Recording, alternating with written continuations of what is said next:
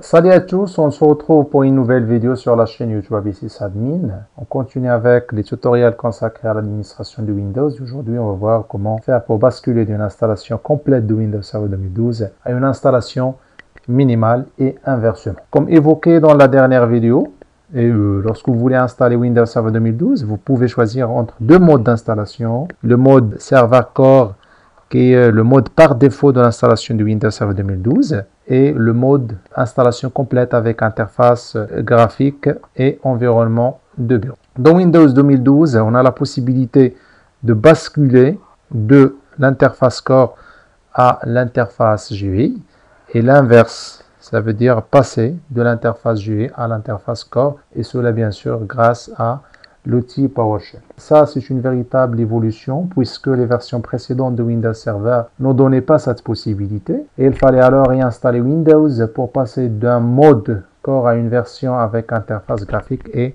inversement. En réalité, Windows Server 2012 comprend même une interface intermédiaire entre les deux modes d'installation. C'est ce qu'on appelle le serveur minimal.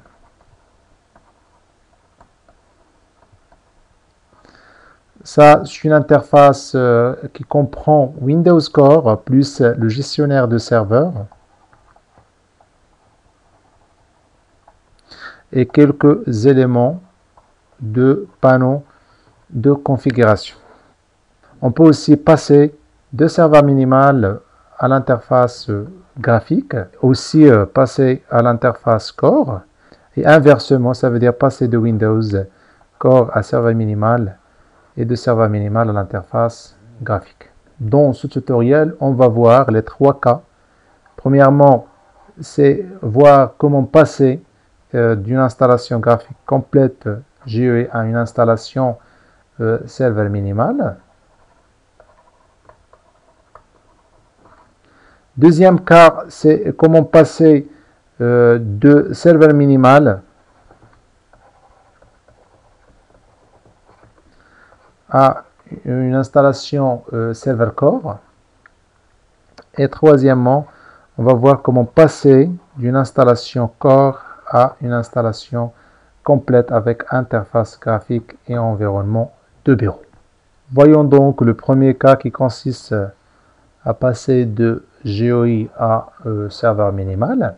Pour faire cela, on a deux possibilités. Soit on utilise le gestionnaire de serveur ou bien on utilise le PowerShell. Nous, on va utiliser le gestionnaire de serveur. Donc, on passe au gestionnaire de serveur. Après, gérer, supprimer des rôles et des fonctionnalités. Cliquez sur suivant. On fait le choix de serveur, suivant. Ensuite, suivant. Dans les fonctionnalités, développer interface utilisateur et infrastructure.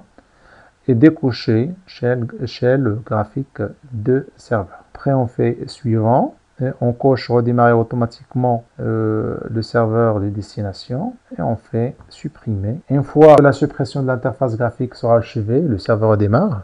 Donc, après avoir supprimé la fonctionnalité shell graphique de serveur, on dispose désormais d'une invite de commande qui nous permet d'administrer notre serveur. Et comme vous voyez, il y a aussi le gestionnaire de serveur. Ça, c'est une installation, comme on a dit tout à l'heure, minimale qui comprend le serveur Core, ça veut dire sans interface graphique, mais on a les outils qui nous permettent d'administrer graphiquement notre serveur. Maintenant, on va voir au deuxième cas, comment passer d'un mode serveur minimal à une installation Core. Ça veut dire on doit supprimer carrément le gestionnaire des serveurs. Pour cela, soit on utilise toujours le gestionnaire des serveurs, ou bien on utilise PowerShell.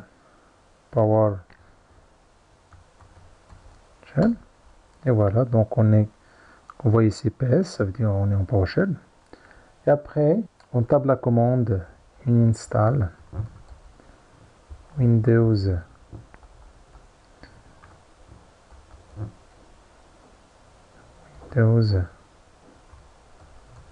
Feature Server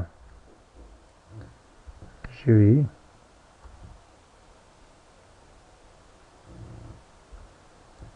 GMT Infra,